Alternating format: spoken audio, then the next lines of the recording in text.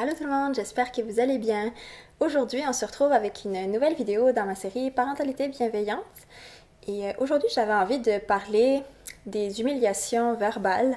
Je l'ai mentionné dans ma vidéo sur les violences éducatives ordinaires. Je vous mettrai le lien, les liens dans la barre d'infos en dessous si jamais ça vous intéresse d'en savoir plus là-dessus. Dans le fond, la première vidéo, c'était une vidéo par rapport aux impacts des violences éducatives ordinaires, peu importe les violences éducatives ordinaires, les VEO, on va les appeler comme ça. La deuxième vidéo, c'était plus une liste, pas exhaustive, là, mais une liste de différentes VEO. Et parmi ces VEO-là, il y a l'humiliation verbale, et c'est quelque chose de très vague, de très vaste.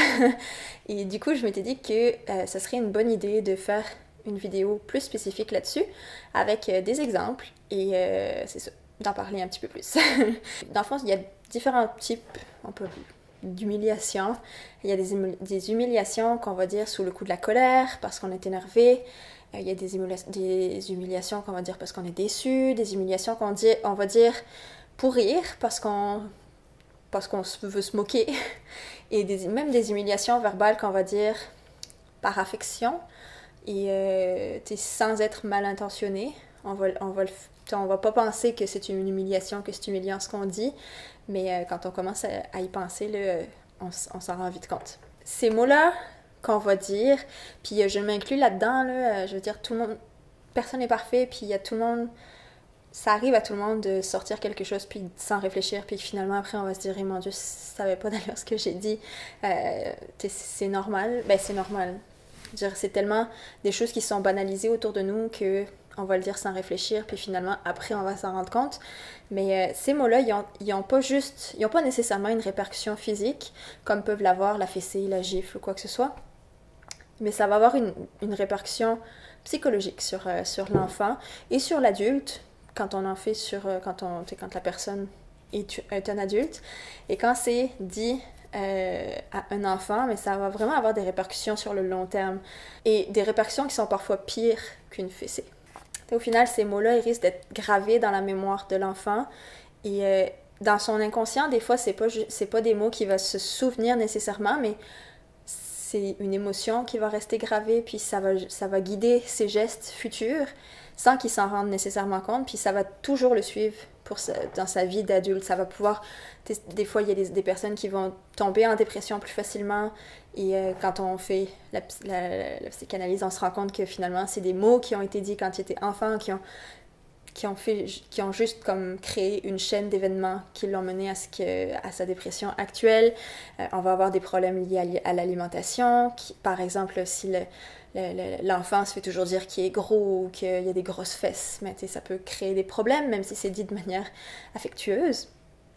Il va y avoir des problèmes relationnels après, des problèmes de violence conjugale parfois, ou de l'acceptation de violence conjugale, parce qu'on a accepté certains mots quand on était enfant, puis on nous a dit certains mots quand on était enfant, fait qu'on va se sentir dévalorisé, puis penser qu'on n'est pas digne d'avoir un conjoint ou une conjointe qui nous respecte, par exemple. Ça va avoir un impact sur la confiance en soi de la personne. Ça peut avoir après des impacts sur ses études, des impacts sur son emploi, sur ses relations avec ses collègues, sur le fait que la personne elle va décider d'oser ou pas demander une promotion, par exemple.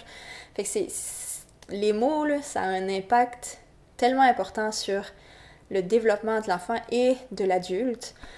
C'est incroyable, puis on se rend pas toujours compte de l'impact de nos mots, et que des fois, juste dire quelque chose d'agréable et de gentil, ça peut avoir un impact énorme, et dire quelques mots qui ne nous semblent pas nécessairement méchants, mais peuvent avoir un impact énorme aussi.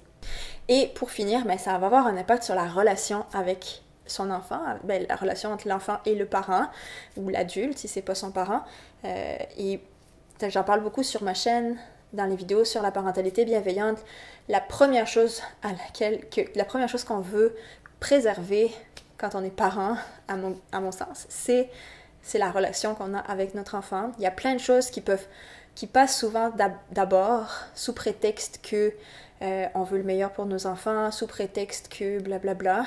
Mais pour moi, ce qui est le plus important, c'est la relation qu'on a avec son enfant. Et même si tout autour n'est pas parfait, si on arrive à maintenir une bonne relation avec notre enfant, une relation de respect, de confiance, on a tout gagné au final. Fait que tous ces mots-là peuvent avoir un impact, vont avoir un impact sur la relation qu'on a avec son enfant maintenant et dans les années futures et plus tard dans sa vie d'adulte. Fait que c'est super important d'y porter attention. Je me suis fait une liste là, de différents exemples d'humiliation verbale parce que c'est vague comme terme. C'est quand même... je sais pas, il y a des choses qu'on va dire des fois puis qu'on pense pas que c'est des humiliations, puis quand on nous le dit, on se dit « Ah ben oui, finalement, c'est vrai que c'est pas si con ça. » Fait que, tu sais, mais c'est des choses qu'on entend assez souvent, malheureusement. Qu'est-ce que j'ai fait pour avoir un enfant comme toi, un fils comme toi? T'es tellement maladroit. Ça, on l'entend souvent, t'es maladroit. Tout ça, c'est comme... Tu sais, on le dit sans réfléchir, mais l'enfant, il l'intègre et c'est pas nécessairement un compliment. Si j'avais su, j'aurais jamais eu d'enfant. T'es trop nul. J'en ai vu une dans une vidéo de Stop VEO, je pense. Puis je l'ai noté là, tel quel parce que je le trouvais tellement vrai. C'est au féminin, mais ça peut être utilisé au masculin aussi. Là, mais heureusement que t'es jolie. Ça, je trouve ça terrible, dire ça à une petite fille ou à un petit garçon. Heureusement que t'es cute, hein? En tout cas, je trouve ça terrible. Il y a aussi tout ce qui est... tantôt, je vous parlais des humiliations affectives, dans le sens où on le dit parce qu'on trouve ça cute ou parce que c'est vraiment pas mal intentionné, mais ça reste que c'est pas fin pour la personne. Mais donner des petits surnoms, par exemple Bouboule ou mon petit jambon. Moi, je le vois dans mon cercle proche, mais ce jeune-là, il te fait des grosses fesses. Ou l'enfant là, qui a déjà de la misère avec son corps, mettons quand il rentre à l'adolescence, puis que là, on va insister là-dessus, puis que le parent ou une personne proche va insister sur le fait que c'est vrai, t'as des grosses fesses, mais l'enfant, il l'intègre, et c'est humiliant de dire ça, parce que, je veux dire, on le dirait pas à un adulte, puis si on le dit à un adulte, c'est très... En tout cas, c'est très indiscret, c'est pas du tout... c'est pas du tout gentil de le dire, mais à un enfant, on se rend pas compte de toutes les répercussions que ça peut avoir sur sa confiance, puis sur plus tard, est-ce que cet enfant-là va avoir des troubles alimentaires parce que il y a un parent ou un proche qui a répété plusieurs fois alors que cette personne-là alors que l'enfant était en plein était fragile, était en train de... Tu sais, l'adolescence, là, c'est une période qui est quand même fragile, puis les enfants sont en train de construire leur image d'eux-mêmes, ils ont besoin du regard des autres, ils ont besoin de savoir qu'ils sont appréciés, qu'ils sont aimés, qu'ils appartiennent à un groupe, puis il y a quelqu'un de proche qui enfonce le clou sur son physique. C'est sûr que ça a des répercussions après sur le futur.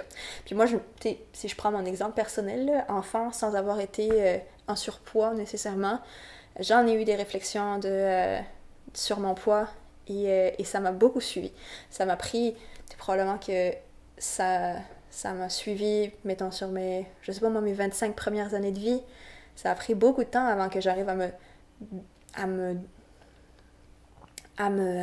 défaire de cette image-là, puis de cette pression-là. Et qu'au bout d'un moment, je me suis dit, je m'en fous de la vie de cette personne-là. Au final, l'important, c'est que je sois bien dans mon corps à moi, et c'est tout. Fait que des réflexions sur notre corps, on en a tout le temps. Puis là, présentement, je suis enceinte, puis on s'entend que des réflexions sur notre corps enceinte et en postpartum, on en a aussi tout notre lot. Mais c'est la même chose pour les enfants, c'est la même chose pour les adolescents. Le corps, c'est quand même quelque chose de très personnel. Fait que je vois pas pourquoi on irait émettre un jugement sur le corps de la personne en face, puis d'y dire en plus. Tous les impacts que ça peut avoir, c'est quand même incroyable. Fait que c'est ça, c'est tout ce que je voulais vous dire pour aujourd'hui. J'espère que vous avez aimé cette vidéo. Si jamais c'est le cas, n'hésitez pas à la liker, et je serais curieuse, vous, de savoir votre expérience, si vous avez eu des mots comme ça qui vous ont marqué quand vous étiez petit. Il y en a un que j'ai oublié de dire, ça vient de la vidéo de Stop VEO. T'as toujours été plus lent que ton frère. Ça aussi, je l'ai entendu, ben pas dans ce sens-là, mais dans l'autre sens, que, mettons, mon petit frère, qu'on lui dit, on comparait beaucoup avec moi à l'école parce que moi j'avais des bonnes notes, puis lui non. Mais ça aussi, c'est humiliant, puis c'est pas nécessairement dit de manière bien malveillante, mais ça reste que, quand on y pense, c'est vraiment pas sympathique de dire ça. Fait que c'est ça. Je sais plus où est-ce que j'en étais dans ma conclusion. Mais si jamais vous avez aimé cette vidéo, n'hésitez pas à la liker et à vous abonner à ma chaîne aussi. Si vous ne l'êtes pas encore, dans le fond sur ma chaîne, je parle de parentalité bienveillante, de pédagogie alternative et de tout ce qui a trait de près ou de loin à l'enfance. Donc si jamais ce sont des sujets qui vous intéressent, n'hésitez pas à vous abonner. Et c'est tout, on se retrouve dans quelques jours avec une nouvelle vidéo. Bye bye!